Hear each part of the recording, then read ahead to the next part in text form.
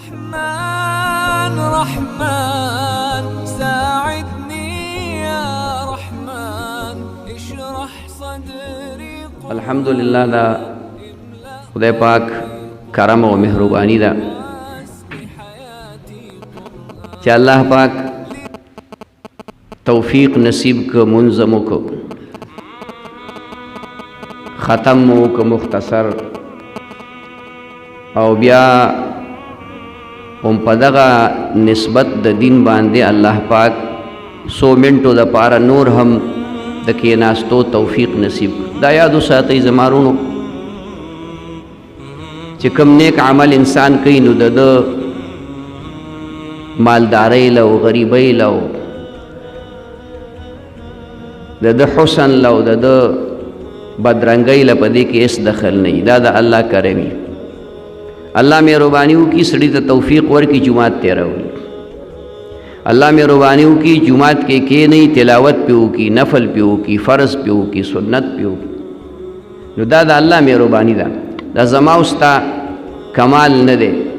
د دین هر یو عمل چې سړی کوي نو دا صرف او صرف د الله په توفیق باندې کېږي. سړی دې دا نه وایي چې دا کار ما وکړو. مونږ وایو پښتو کې خو د هغې مطلب داسې نه کېږي چې دا زما کمال دی. مونږ وایو هلکه دې پټي کې ما غنم وکرل نو هغه لاس پې مونږ وخوځو حرکات سکنات مونږ وکړو. نور په دغه پټي کې د زرغوني قوت الله اچوي.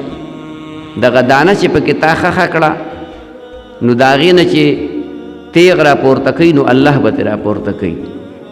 فالق الاصباح صباح الله سپړي نو دقسې دا دانه قل اعوذ برب الفلق یو تفسیر دا راغلی دی چې ای پیغمبره ووایه دې خلکو ته زه پناه غواړم په رب د دانې چولو باندې چې دا دانه په ځمکه کې دفن شي خښه شي او هغه وچ وي او د هغې نه تیغ راوځي.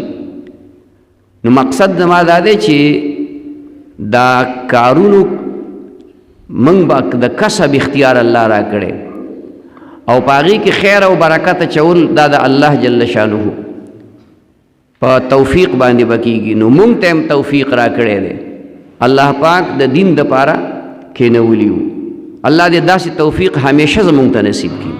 هر عمر کوشش د دې خبرې کوئ چې څومره سړی د دین مجالسو کې کینی چرته درس و تدریس ته کېنه ورته چرته دعوت تبلیغ په نوم باندې کار دی کېنه ورته چرته د تصوف او د ذکر وغیره په نوم باندې کار دی کېنه.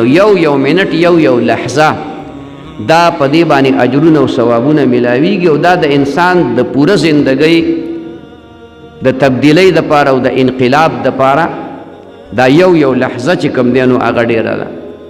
حدیث شریف کې راغلي یو نیکۍ باندې به الله 2 کسان جهنمیان جنت ته بوځي. یو به بل له نیکي ورکړي نو چې نیکي وله ورکړله نو الله جل شانه به د هغه د اخلاص ته وګوري. د دغې اخلاص او د دغې مهربانۍ په برکت باندې به دواړه الله جنت ته بوځي. دا یوه نیکي دی. نو چې سړی په یو مجلس کې ډېر ناست بیا داسې د دین په حواله چې مجلس دی نو د دې خو وعده الله کړې ده چې کله حدیث شریف کې راغلی دي چې یو قوم د الله د ذکر دپاره په یو مجلس کې یو ځای کې راجمع شي نو فرشتې پې راغونډې شي او بیا چې کله دا مجلس ختم شي نو الله فرشتو ته وایي تاسو ګواه شئ ما ټول د دوی بخښنه وکړه او د دوی ګناهونه مې په نیکو بدل کړه. بخښنه خدا ده خو ورسره چې کوم دی ګناهونه مې ورله په نیکو ختم یې نه کړه ګناهونه بلکې په نیکو یې بدل کړه. زما 20 ګناهونه دي نو داسې نه چې دا ختم شو او 20 مې نیکۍ دي نو 20 نیکۍ مې پاتې شوې نه 20 نیکۍ مې هغه وي او 20 نیکۍ راته د ګناهونو په ځای باندې راغلي. دا څومره د کرم خبره ده خدای د مهربانۍ خبره ده. نو داسې مجالسو کې ناسته دا ډېره زیاته ضروري او لازمي خبره